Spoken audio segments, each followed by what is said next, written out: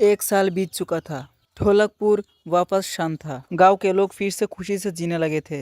हर पूर्णिमा को लोग एक दिया जलाकर ठुन ठुन ठुन साहुर को याद करते थे। पर एक रात कुछ ऐसा हुआ जो फिर से सब कुछ बदल के रख दिया।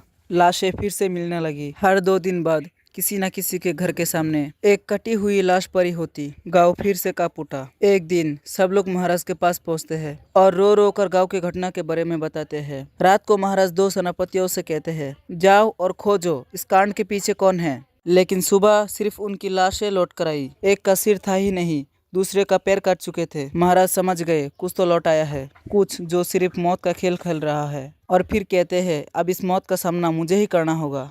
उसी रात महाराज सुबह से गांव में आते हैं और एक पेड़ के पीछे खुद को छुपा लेते हैं। और ठीक रात के 2:30 बजे अचानक कहीं से धुआं छा जाता है और उस धुएं के अंदर से एक आवाज आती है,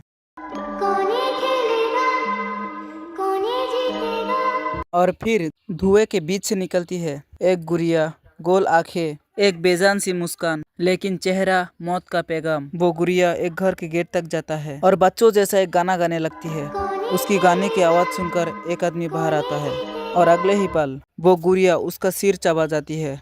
वो आदमी तड़प तड़प कर वही जमीन पे गिर जाता है। महाराज राष्ट्र सब कुछ देखते हैं। उनकी आंखें भर जाती है। उन्हें समझ आ जाता है इसके सामने जाना मतलब खुद का अंत लिखना है। अगली सुबह गांव का लोग इकट्ठा होता है। महाराज कहते हैं, ये पिछले भूत से भी ज्यादा डरावनी है। इसे सिर्फ वही हरा सकता है जो मौत को पहले ही हरा चुका है।